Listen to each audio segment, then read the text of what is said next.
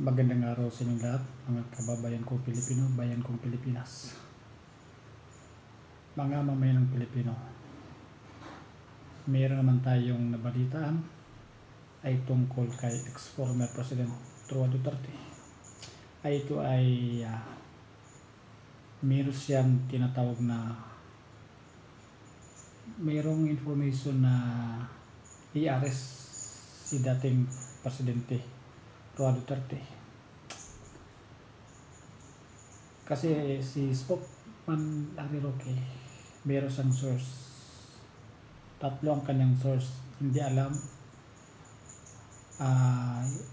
Ang hindi confirmation kung saan magagaling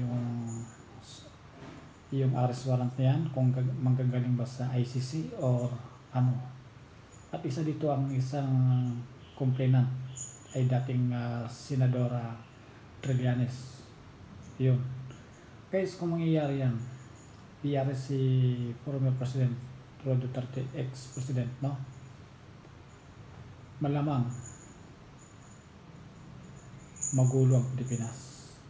Una-una, ang mga suporta ni Duterte, marami ang nagmamahal kay Roa Duterte. So, hindi natin alam kung ano ang magiging mangyayari kapag lumabas na yung warrant of arrest, i-arrest si ex-president Roa Duterte. So guys, panoorin ng video.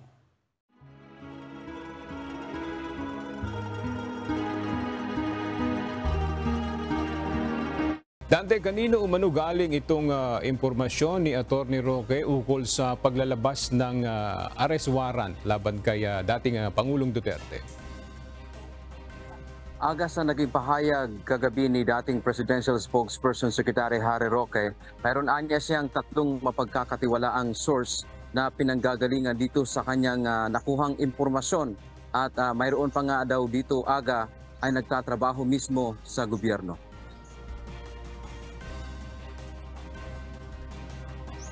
Hindi pinangalanan ni Roque kung sino-sino ang mga ito. Ayon pa kay Roque, sa nakuha niyang impormasyon, malapit na nga raw na ilabas ang warrant of arrest laban kay dating Pangulong Rodrigo Duterte, bagamat hindi pa malinaw kung ito ay galing sa International Criminal Court o ICC. Binigyang diin pa ni Roque na hindi dapat baliwalain ang sinabi ni dating Senador Antonio Trillanes IV na tapos na ang investigasyon ng ICC. Si Trillanes ay isa sa mga complainant sa ICC. Hindi naman ako solely nag-rely kay dating Senador Trillanes. Nagkaroon po ako ng tatlong iba't ibang sources na malapit na daw ang arrest. Pero ito po hindi malinaw kung ang warrant of arrest ay galing sa ICC o galing dito sa Pilipinas.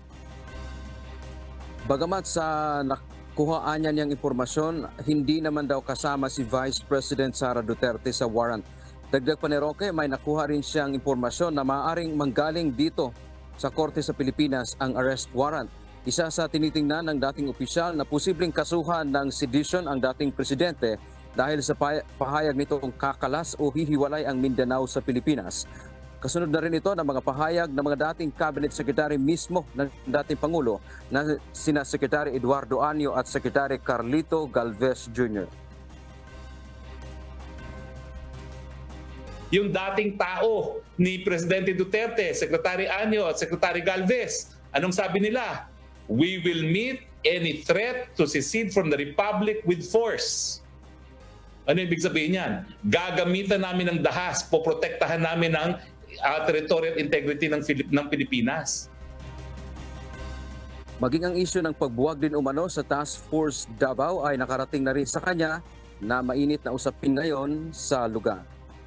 Aga ibinabala naman ni dating Secretary Roque na pagka ginawa na magkaroon ng arrest warrant, either ito ay galing sa International Criminal Court o ICC o dito sa lokal na korte sa Pilipinas, ay maaring magkakagulong nga aga sa dahil sinasabi nitong napakarami pa namang supporter hanggang ngayon ng dating presidente. Kaya ang nakita niyang solusyon dito ngayon aga para matigil itong issue ay maglabas ng isang memorandum circular ang ating Pangulong Ferdinand Marcos Jr. na nag-uutos na hindi makipagtulungan sa ICC at gayon din walang isisilbing arrest warrant laban kay dating Pangulong Rodrigo Duterte.